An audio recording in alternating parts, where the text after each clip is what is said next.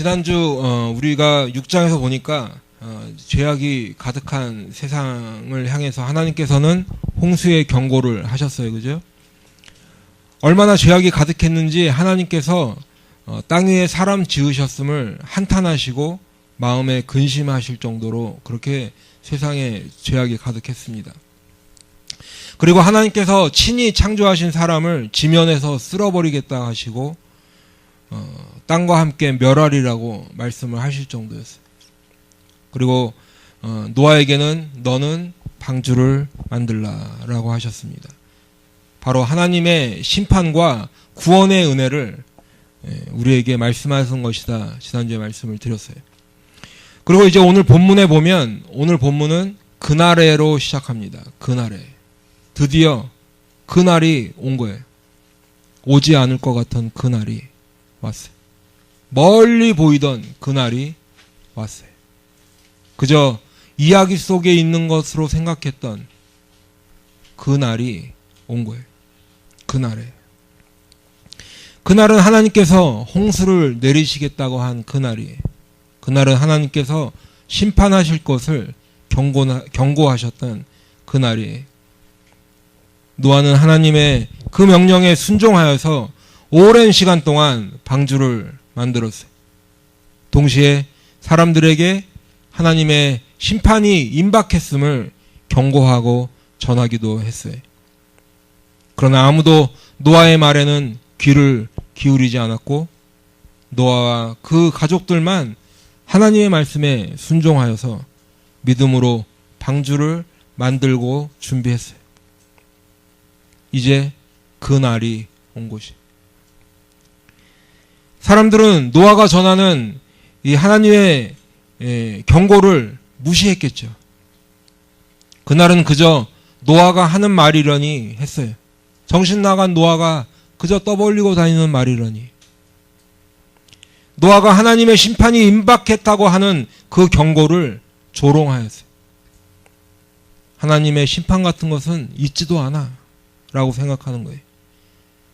처음에는 혹시 조금 관심을 갖고 들어봤는지는 몰라도 사람들은 이내 자신들의 일상으로 돌아가 하나님의 심판의 경고는 잊고 살았다는 거예요. 별일 있겠어? 노아도 저러다 말겠지. 노아가 저렇게 말하고 다닌 지가 몇 년 지났는데 아직 아무 일도 일어나지 않았잖아. 누가복음 17장 27절에서 우리 예수님은 이 당시의 상황을 이렇게 말씀하시는데 노아가 방주에 들어가던 날까지 사람들이 먹고 마시고 장가들고 시집가더니 홍수가 나서 그들을 다 멸망시켰으며 라고 말씀하셨어요. 노아가 방주에 들어가던 그 날까지도 사람들은 먹고 마시고 장가들고 시집갔다. 여러분, 먹고 마시고 장가들고 시집갔다는 말은 그저 사람들이 평범한 일상을 계속해서 살았다는 거예요. 그렇다면 그 자체가 무슨 죄가 되겠어요? 평범한 삶을 사는 것 자체가 죄겠어요? 우리는 일상을 열심히 살아야겠죠.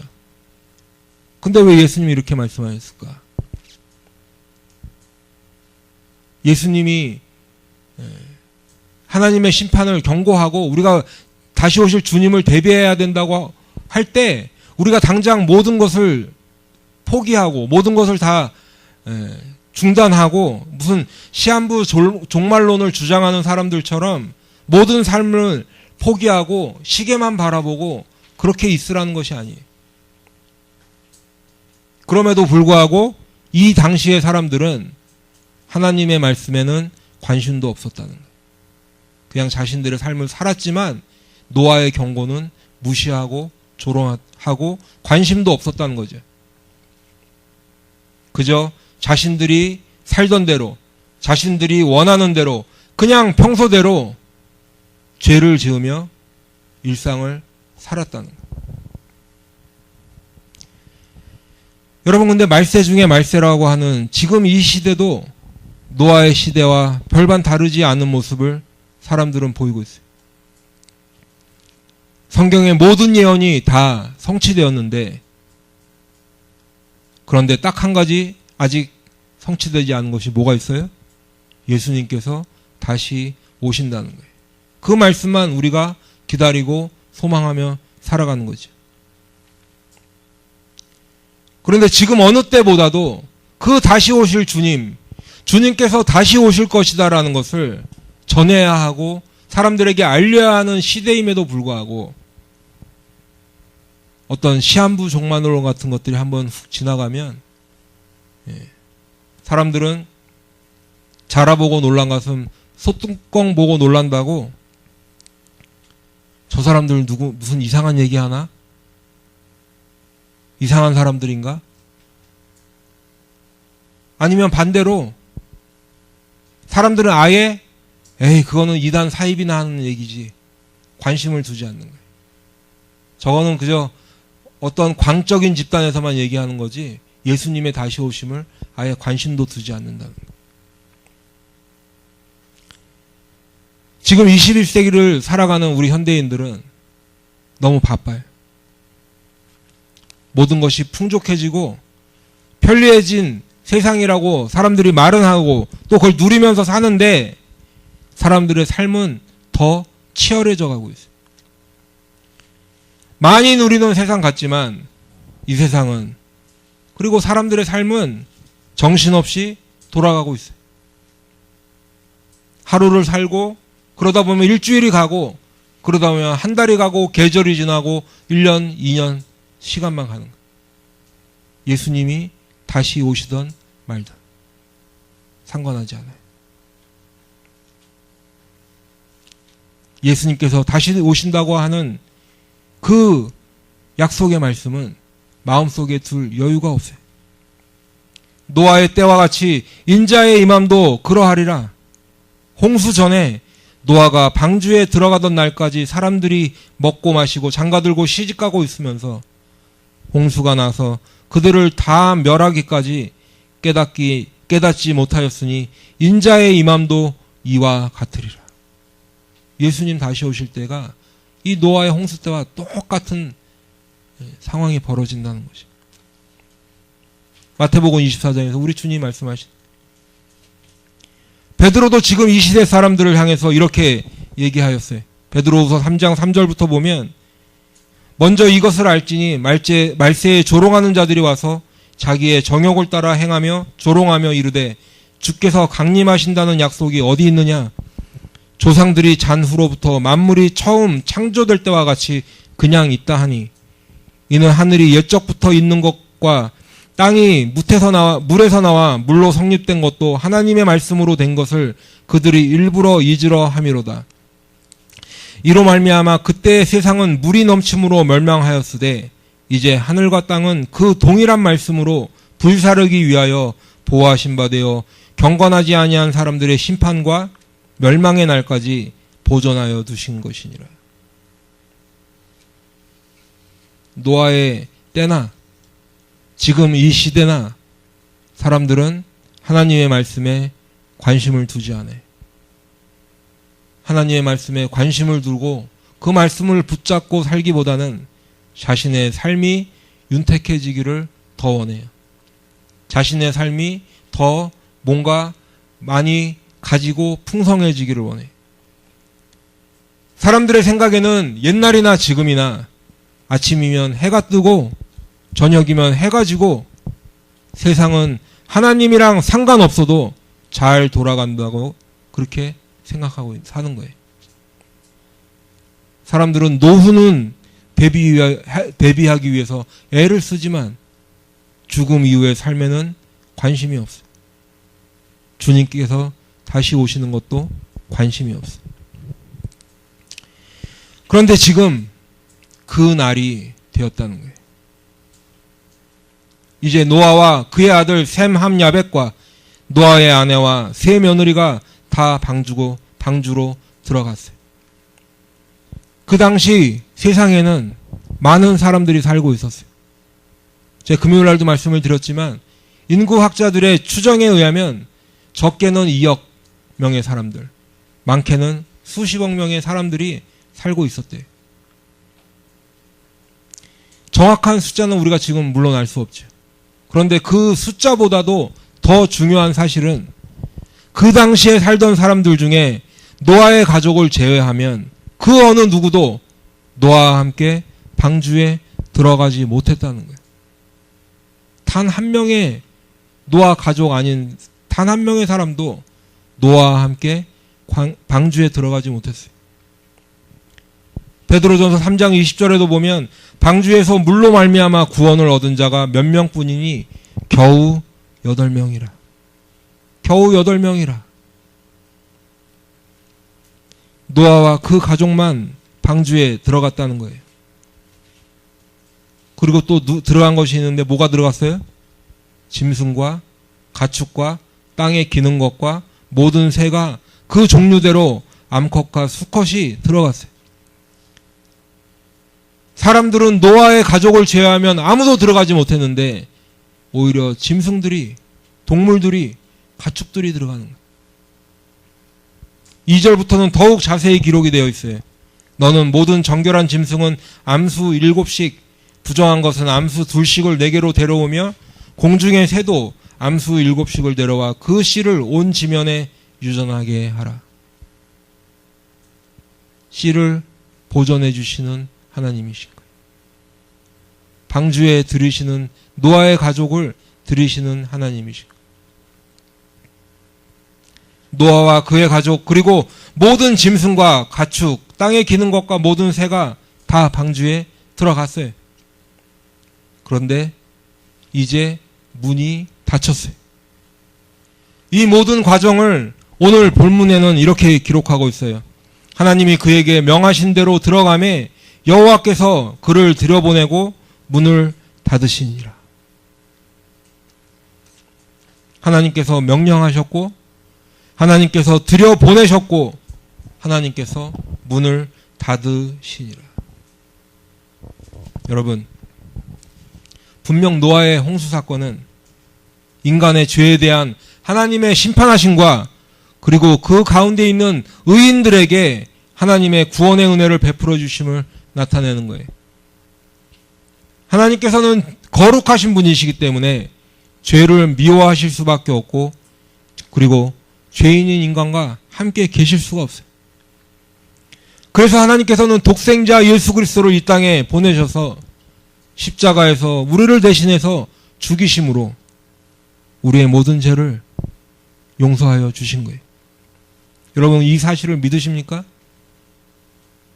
그리고 우리가 이 땅에 사는 동안, 우리의 육신을 입고 사는 동안 우리를 그 예수 그리스도 앞으로 나와서 우리의 모든 죄와 죽음의 문제를 해결받고 하나님께서 베풀어 주시는 구원의 은혜를 받으라고 지금도 우리를 부르고 계시다는 거예요. 그런데 성경 말씀에 의하면 그것이 때가 있다는 거예요. 때가 있다는 거예요. 언젠가는 문이 닫힐 때가 있다는 거예요. 지금은 다 열려 있는 것 같지만 언젠가는 방주의 문이 닫히듯이 그 문이 닫힐 때가 있다는 거예요.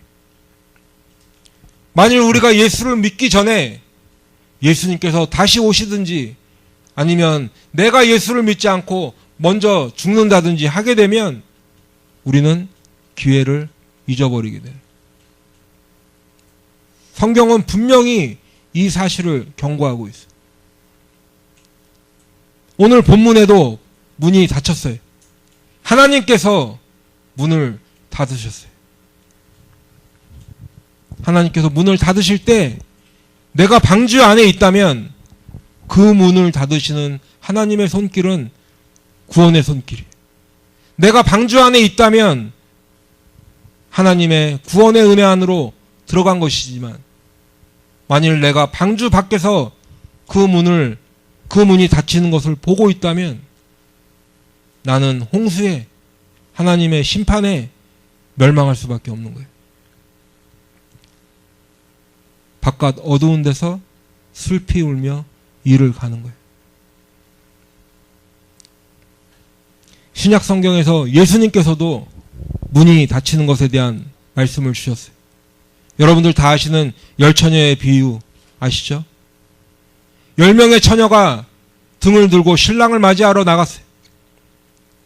5명의 슬기로운 처녀는 기름을 준비하였고 미련한 5 처녀는 기름을 준비하지 않았어요. 그런데 신랑이 더디 오니까 다 졸며 잤는데 그때 마침 예고도 없이 신랑이 왔죠. 어떻게 됐습니까? 기름을 준비한 슬기로운 5 처녀는 신랑과 함께 혼인잔치에 들어갔습니다. 그리고 문은 닫혔어요. 마태복음 25장 10절에 보면 그들이 사러 간 사이에 신랑이 오므로 준비하였던 자들은 함께 혼인잔치에 들어가고 문은 닫힌지라. 준비하였던 자들은 함께 혼인잔치에 들어가고 문은 닫힌지라. 노아의 방주도 문이 닫혔고 혼인잔치의 문도 닫혔어요. 방주의 문도 닫히는 때가 오고 혼인잔치의 문도 닫히는 때가 온다는 거예요. 그 후에 남은 처녀들이 와서 이르되 주여 주여 우리에게 열어주소서. 대답하여 이르되 진실로 너에게 이르노니 내가 너희를 알지 못하니라 하였느니라. 문이 닫힌 후에 주여 주여 우리에게 열어주셔서 하였지만 내가 너희를 알지 못하느라. 한 번 닫힌 혼인잔치의 문은 다시 열리지 않았어요. 한 번 닫힌 방주의 문은 다시 열리지 않아요. 그러면 우리는 어떻게 해야 됩니까? 바로 뒤에 따라오는 13절 말씀에서 25장 13절 말씀에서 그 답을 알려주시는데 그런즉 깨어있으라 너희는 그 날과 그 때를 알지 못하느니라. 우리 주님께서는 우리에게 깨어있으라고 하시는데 그 이유가 뭐라고요? 그 문이 닫히는 날이 언제인지, 언제 그 문이 닫힐지 그 날과 그 때를 알지 못하기 때문에 우리가 깨어있으라고 말씀해 주시는, 우리가 언제 죽을지 알지 못하는 것처럼 언제 주님께서 다시 오실 줄도 알지 못해. 그래서 우리는 깨어 있어야 하는데 언제 깨어 있어야 할까? 어떻게 깨어 있어야 할까? 지금 깨어 있어야 해요. 오늘 깨어 있어야 합니다. 하나님께서 불러주실 때 깨어 있어야 돼요. 하나님께서 기회를 주실 때 깨어 있어야 돼요.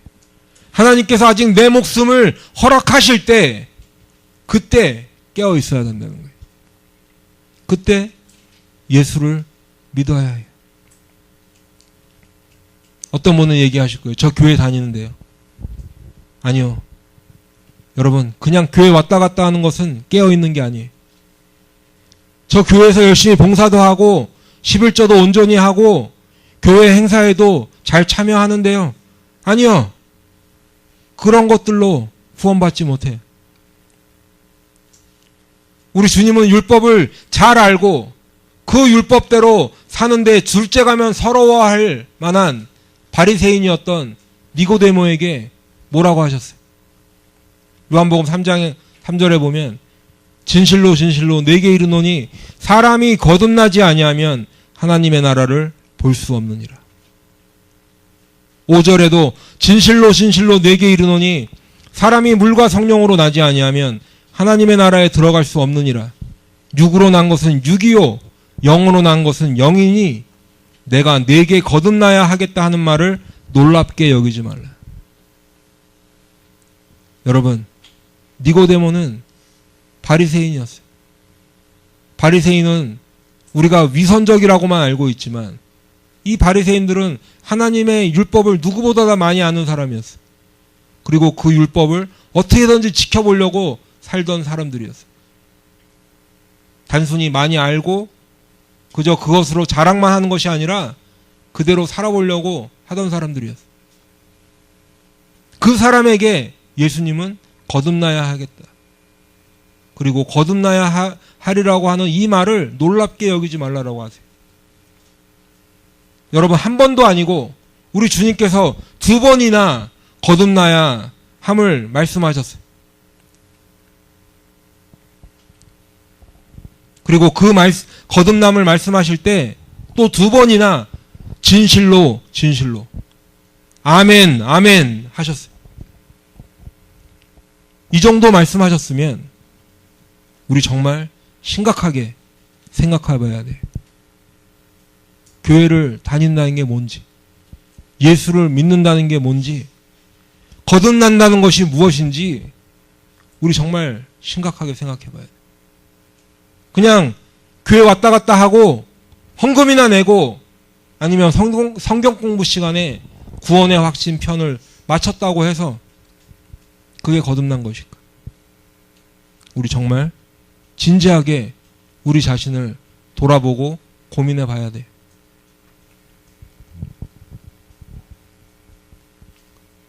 왜 그렇게 해야 되는가? 이유는 하나님의 심판이 너무나 엄중하기 때문에 그래. 하나님의 심판이 너무 커서 그 심판을 이겨낼 사람이 아무도 없기 때문에 그래.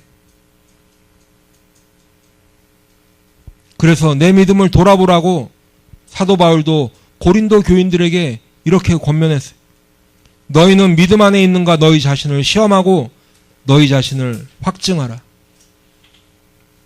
여러분, 제가 지금 이 말씀을 드리는 이유도 여러분의 그 믿음을 흔들거나 아니면 여러분의 신앙을 무시하는 의미에서 드리는 말씀이 아니에요. 다시 한번 돌아보자라는 거예요. 사도 바울도 자기가 믿음 안에 있는지를 스스로 시험해보고 스스로 검증해보라고 권면했다면 오늘 우리도 당연히 우리의 믿음과 신앙을 돌아봐야 하겠죠. 혹시라도 내가 착각하고 있다면 그냥 교회를 오래 다녀서 교회 생활이 익숙해지니까 내가 그것을 예수 믿는 것으로 착각하는 그런 사람이었다면 지금이라도 죄를 자백하고 예수님께 십자가의 은혜를 구하는 자들에게 대속의 은혜를 베푸시는 그 주님께 나와야 하지 않겠어요? 그래서 후회할 것이 없는 구원에 이르게 하는 회개를 해야 되지 않겠어요? 그런 사람들에게 주님은 영생을 주시는 줄로 믿습니다. 하나님의 심판과 하나님의 진노가 너무 엄중하기 때문에 그래요. 로마서 1장 18절에 하나님의 진노가 불의로 진리를 막는 사람들의 모든 경건하지 않음과 불의에 대하여 하늘로부터 나타나느니라고 기록하고 있는데 마지막 날에 주님께서 다시 오실 때 이 말, 그 하나님의 심판과 진노는 우리가 상상도 하지 못하는 것이, 상상도 하지 못할 정도로 엄청나다는 거예요. 베드로후서 3장 10절부터 보면 그러나 주의 날이 도둑같이 오리니 그날에는 하늘이 큰 소리로 떠나가고 물질이 뜨거운 불에 풀어지고 땅과 그 중에 있는 모든 일이 드러나리로다. 이 모든 것이 이렇게 풀어지리니 너희가 어떠한 사람이 되어야 마땅하냐?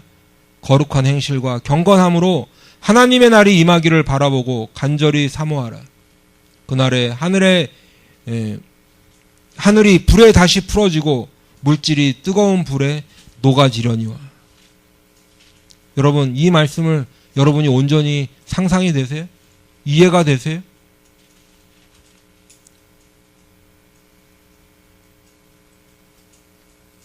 노아가 하나님의 심판을 경고했을 때에도 사람들은 홍수가 나서 모두 다 하나님의 심판 아래 죽는다는 것을 아마 무슨 말인지 상상도 하지 못했을 거예요.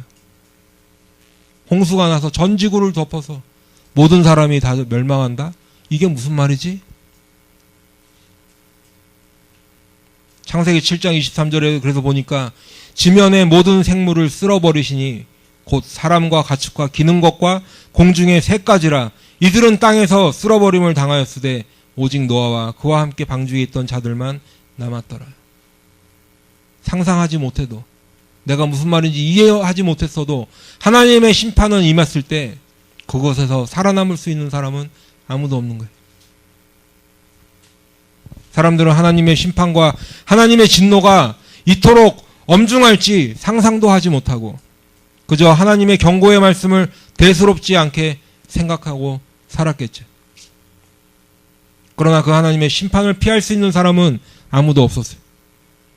요한계시록에도 앞으로 있게 될 하나님의 심판날에 있을 일을 이렇게 기록하고 있는데, 요한계시록 6장 12절부터 보면, 내가 보니 여섯째 인을 떼실 때에 큰 지진이 나며 해가 검은 털로 짠 상복같이 검어지고 달은 온통 피같이 되며 하늘의 별들이 무화과나무가 대풍에 흔들려 설익은 열매가 떨어지는 것 같이 땅에 떨어지며 하늘은 두루마리가 말리는 것 같이 떠나가고 각 산과 섬이 제자리에서 옮겨짐에 땅의 임금들과 왕족들과 장군들과 부자들과 강한 자들과 모든 종과 자유인이 굴과 산들의 바위 틈에 숨어 산들과 바위에게 말하되 우리에게 떨어져 보좌에 앉으신 이의 얼굴에서와 그 어린 양의 진노에서 우리를 가리라. 그들의 진노의 큰 날이 이르렀으니 누가 능히 서리오 하더라.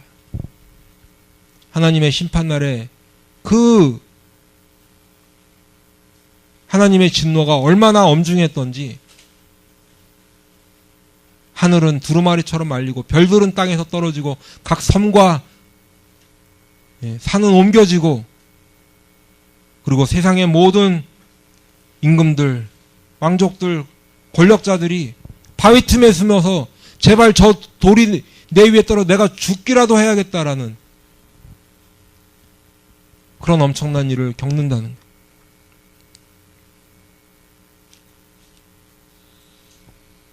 그 하나님의 심판날에, 홍수의 날에, 그러나 하나님께서는 노아를 부르셨어요. 방주로 들어가라 하시고 구원을 베풀어 주셨어요. 오늘 창세기로 돌아와서 다시 7장 1절에 보니까 여호와께서 노아에게 이르시되 너와 네 온 집은 방주로 들어가라. 6장 8절에도 보니까 그러나 노아는 여호와께 은혜를 입었더라. 방주는 노아가 계획한 것이 아니에요. 하나님께서 노아에게 방주를 만들라고 하셨어요. 배의 구조와 크기를 모두 하나님께서 정하시고 알려주셨어요. 배 안에 함께 들어갈 동물들도 노아가 모로 다는 것이 아니라 하나님께서 명령하시니까 노아에게 알아서 다 나왔어요. 방주에 들어보내시고 문을 닫으신 분도 하나님이시고 홍수 가운데서 생명을 보존하신 분도 하나님이세요. 진정으로 구원은 하나님께서 베풀어 주시는 줄로 믿습니다.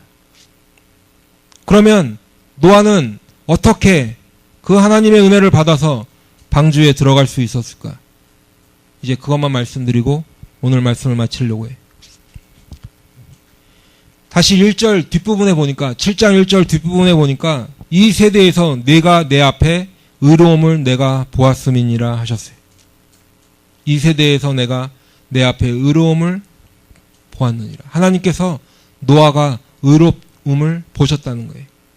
그리고 보니까 노아는 창세기 6장 9절에서 노아는 의인이요 당대의 완전한 자라 그는 하나님과 동행하였으며 라고 소개하고 있었죠. 여기서 우리가 알 수 있는 것은 노아가 의인이었구나. 그리고 하나님께서 노아의 의로움을 보셨구나 하는 것을 알 수 있어요. 그리고 또 한 가지, 노아가 완전한 사람이었구나 하는 것을 알 수 있어요. 그런데 이렇게 말씀드리고 나니까 여러분 마음속에 혹시 그러면 우리는 안 되겠구나 생각 드실 수 있어요. 왜? 우리는 노아처럼 의롭지도 않아요. 우리는 노아처럼 완전하게 하나님께 인정도 받지 못하는 사람들이에요. 그런데 또 보니까 의라는 것은 하나님의 속성인데, 다윗은 시편 4편 1절에서 내 의의 하나님이여 라고 기도했고, 예레미야 선지자도 예레미야 12장 1절에서 주께서 의로우시니이다 라고 고백했어요. 의라는 것은 하나님의 속성인데, 그런데 노아는 어떻게 의로운 사람이라 불리게 되었을까? 그 답을 우리는 신약에서 찾아볼 수 있는데, 히브리서 11장 7절에 보면, 표준세 번역으로 제가 읽어드릴게요. 믿음으로 노아는 하나님께서 아직 보이지 않는 일들에 대하여 경고하셨을 때에 하나님을 경외하고 방주를 마련하여 자기 가족을 구원하였습니다. 이 믿음을 통하여 그는 세상을 단죄하고 믿음을 따라 얻는 의를 물려받는 상속자가 되었습니다. 우리가 알 수 있는 것이 믿음을 따라 받는 의. 노아가 의로워서 의롭다고 불려진 게 아니라 사실은 하나님께서 노아의 믿음을 보시고 하나님께서 노아를 의롭다고 해주신 것이구나 하는 것을 우리가 알 수 있다는 거예요. 믿음으로 노아는 하나님을 경외함으로 방주를 준비하였구나 우리가 알 수 있는 거예요.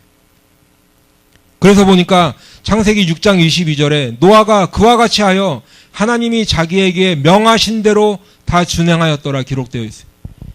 7장 5절에도 노아가 여호와께서 자기에게 명하신 대로 다 준행하였더라. 9절에도 하나님이 노아에게 명하신 대로 이루어졌고 16절에도 하나님이 그에게 명하신 대로 이루어졌어요. 하나님이 명하시니까 노아는 다 그대로 준행하였다.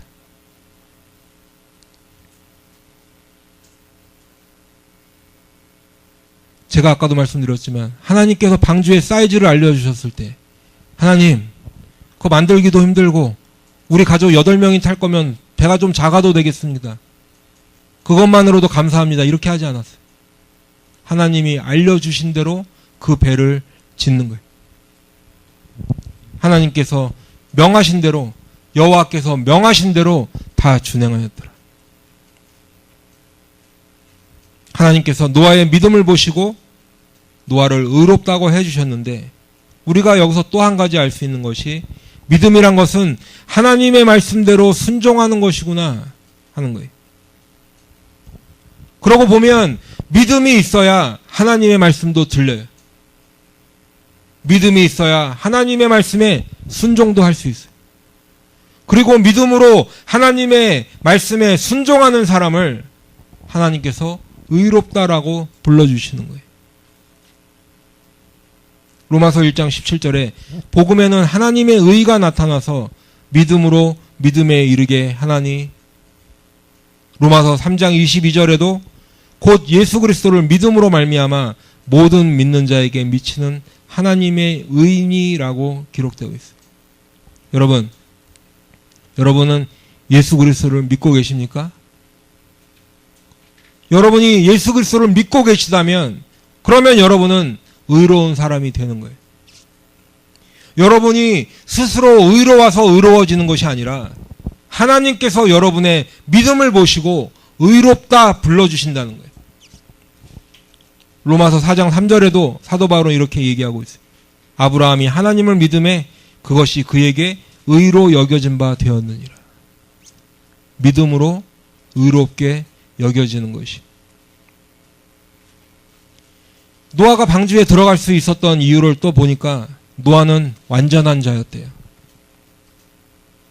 완전한 자였다. 의롭다는 것도 우리에게는 버거운데 완전한 자였다.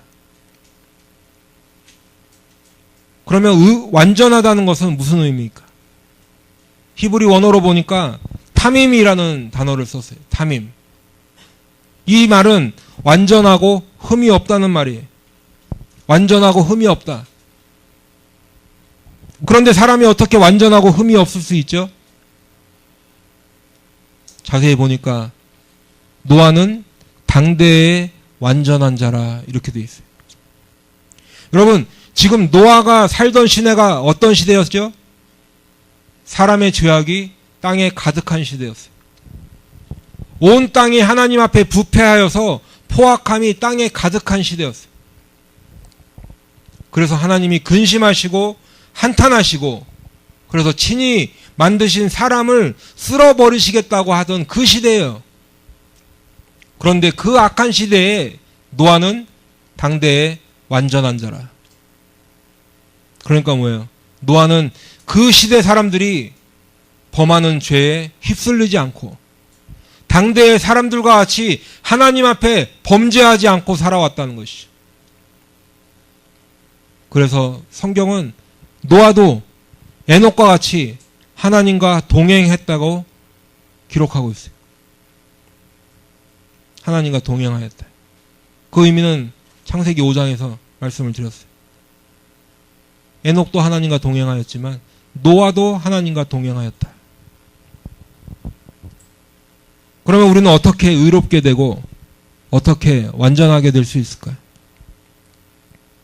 그래야 우리도 하나님의 심판대에 구원받을 수 있잖아요. 답은 간단합니다. 답은 항상 간단해요. 그게 뭐예요? 예수를 믿는 거예요. 너무 간단해서 당황하셨어요? 예수를 믿는 거예요. 예수를 믿어야 하나님께서 우리를 의롭다 하시고, 예수를 믿어야 하나님께서 우리를 완전하다 불러주시는 거예요. 내가 죄가 없어서 내가 하나님 앞에 의롭게 나아가는 것이 아니고, 내가 의인이라서 완벽한 사람이라서 하나님이 그렇게 불러주시는 것이 아니라 예수님 때문에 예수의 보혈로 죄가 씻겨지니까 완전하다고 해주시는 것이고, 그 예수의 의를 의지하기 때문에 우리를 의롭다 해주신다는 거예요.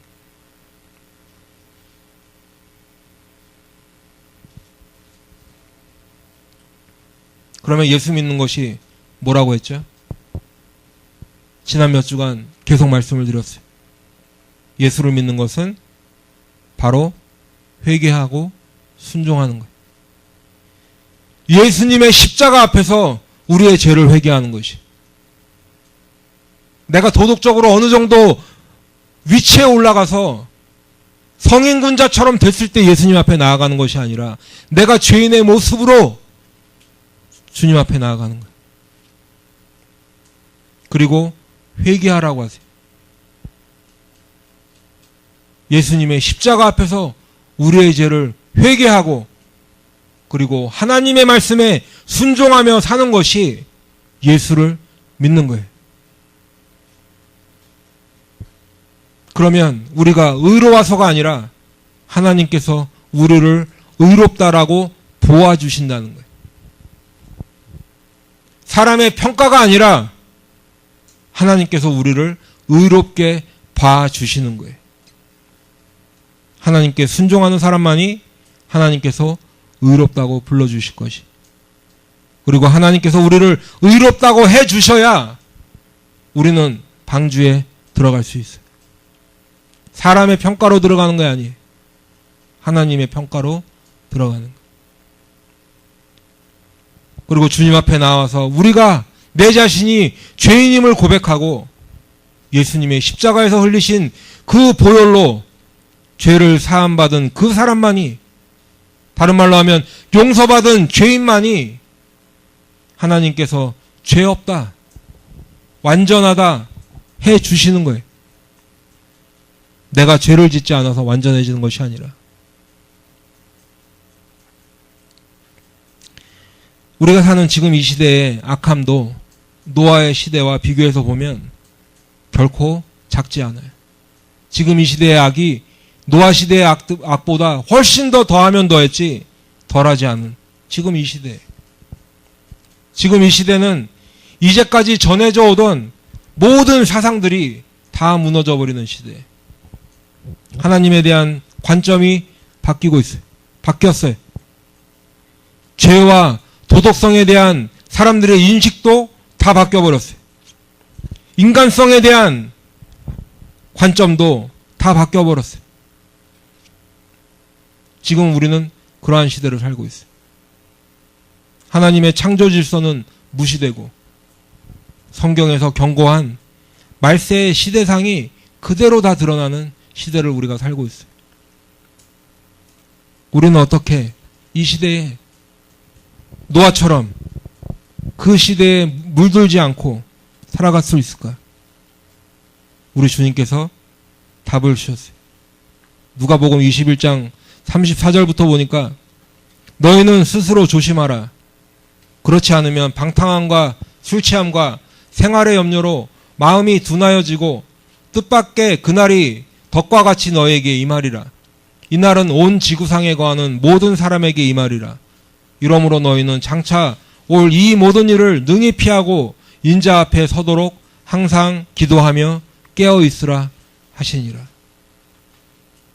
주님이 답을 다 알려주셨어요. 베드로도 우리에게 이렇게 권면합니다. 베드로전 4장 7절에 보면 만물의 마지막이 가까이 왔으니 그러므로 너희는 정신을 차리고 근신하여 기도하라. 사랑하는 여러분, 베드로의 말처럼 오직 주께서는 너희를 대하여 오래 참으사 아무도 멸망하지 아니하고 다 회개하기에 이르기를 원하시느니라. 하나님은 이런 분이에요. 하나님께서는 이 세상의 모든 사람이 멸망하는 것을 원하지 않으세요. 그래서 지금도 우리를 불러주시고 계신 거예요. 우리의 귀에 복음을 들려주시고 우리의 귀에 방주로 들어오라고 말씀을 들려주고 계신 거예요. 우리를 부르고 계신 거예요.